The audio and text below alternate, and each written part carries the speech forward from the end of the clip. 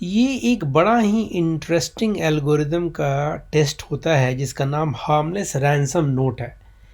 नाम इसका कुछ भी हो सकता है। बेसिकली इसमें करना ये होता है कि you have to find whether you can make a first string with the words present in the second string. जो पहला स्ट्रिंग है ये आप बना सको दूसरे स्ट्रिंग से। ये हाँ या ना ये फंक्शन बताना चाहिए।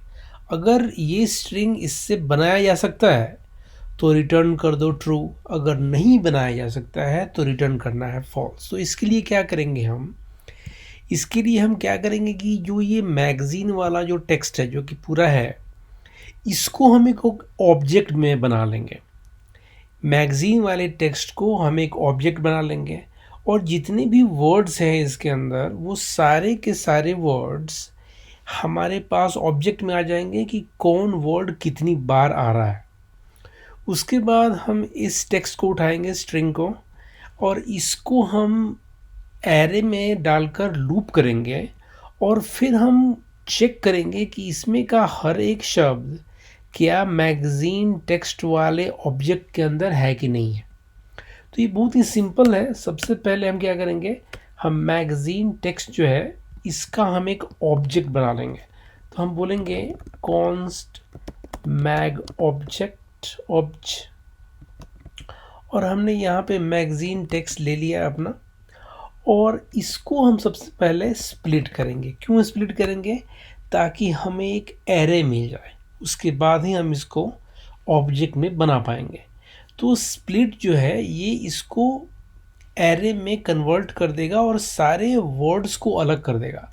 अब ये कैसा दिखता है इसको हम लोग देख सकते हैं कॉन्सोल लॉग करके। अभी मैं इसको सेव करता हूँ तो नोट्स इज़ नॉट डिफाइंड। तो बेसिकली अच्छा, तो ये नोट्स टेक्स्ट है और ये मैगज़ीन टेक्स्ट है, ठीक है। अब हमने यहाँ देखा कि हमको ये पूरा एक ऑब्जेक्ट एक एरे में मिल गया। अब हम इसको रिड्यूस कर देंगे एक ऑब्जेक्ट में।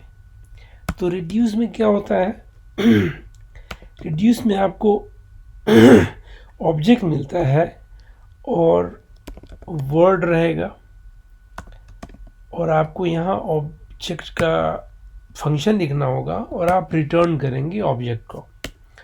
अब यहाँ पर आप सिर्फ लिखेंगे कि देखो भाई ये जो ऑब्जेक्ट है रिड्यूस का ऑब्जेक्ट, इसके अंदर अगर ये जो वर्ड है वो उसके अंदर अगर वो हैं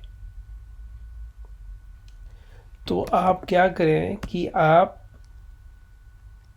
उसके नंबर को बढ़ा दें और अगर नहीं है तो उसके नंबर को दे दें 1 और आप रिटर्न कर देंगे ऑब्जेक्ट को, ठीक है।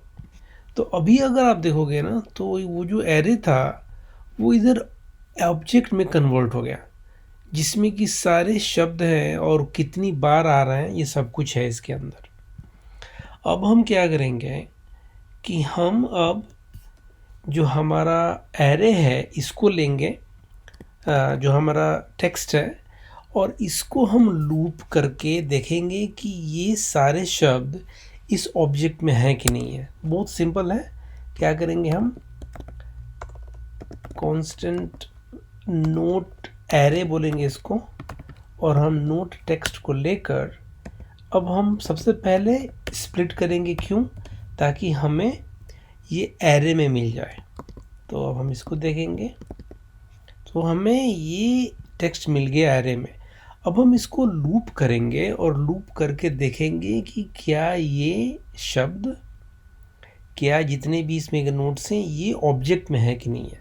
तो उसके लिए हम क्या करेंगे, हम एक फॉर लूप चलाएंगे। तो हम बोलेंगे नॉट एरे, हम इसके ऊपर भी कर सकते हैं, हम यहाँ पर भी कर सकते हैं इसको, फॉर ईच, और हमको ये सारे मिल जाएंगे वर्ड इसके अंदर। अभी हम देख लेते हैं कि हमें कौन कौन से वर्ड मिल रहे हैं। मैं इसको अंदर ले लेता हूँ और मुझे सिर्फ ये देखना है कि क्या मुझे सारे वर्ड मिल रहे हैं। तो मुझे यहाँ सारे के सारे वर्ड मिल रहे हैं मेरे नोट्स वाले।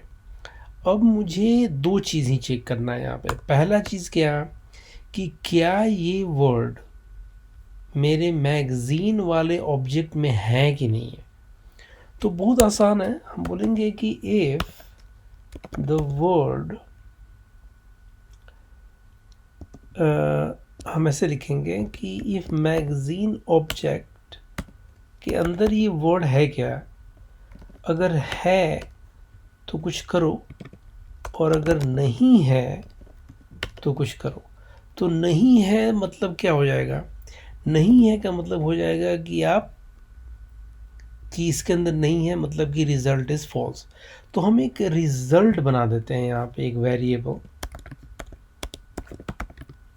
और इनिशियली में इसको हम ट्रू दे देते हैं और बाद में हम इसको चेंज भी कर सकते हैं।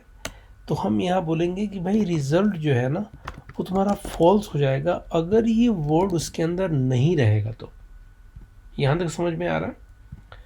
अब अगर वर्ड है तो क्या करेंगे, तो अगर वर्ड है तो फिर देखेंगे कि वो कितनी बार है। जैसे कि मान लीजिए कि दिस है लेकिन दिस यहाँ पर भी है, लेकिन मान लो कि अगर दिस 5 बार है तो क्या 5 बार इसके अंदर भी है। तो इसके लिए हम क्या करेंगे कि जब हम उसको पता कर लेंगे कि ये शब्द इसके अंदर है, तो जो हमने ऑब्जेक्ट बनाया था ना उसमें से उसके नंबर को घटाते चले जाएंगे। भाई अगर तुम्हारे पास वो वर्ड है तो जो तुम्हारा उसका जो नंबर है ना, जो उसका वैल्यू है, उसको तुम एक कम कर दो, ठीक है।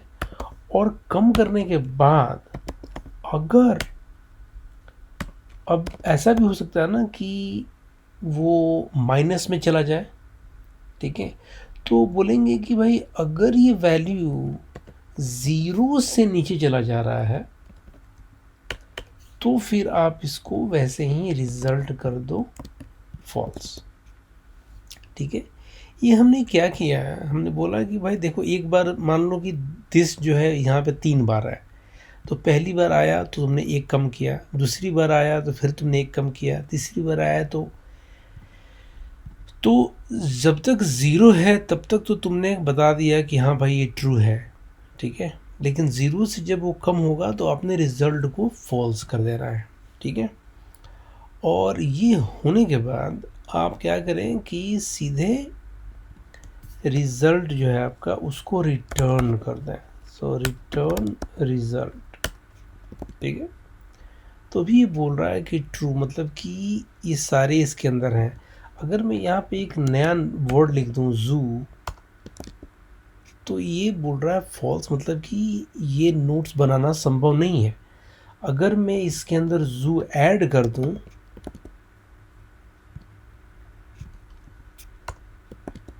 तो भी बोल रहा है ट्रू, मतलब कि संभव है।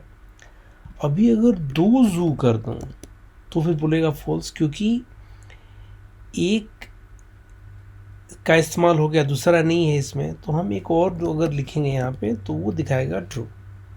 तो ये बहुत ही सिंपल और इंटरेस्टिंग एल्गोरिदम है जो कि होपफुली आपको समझ में आया होगा।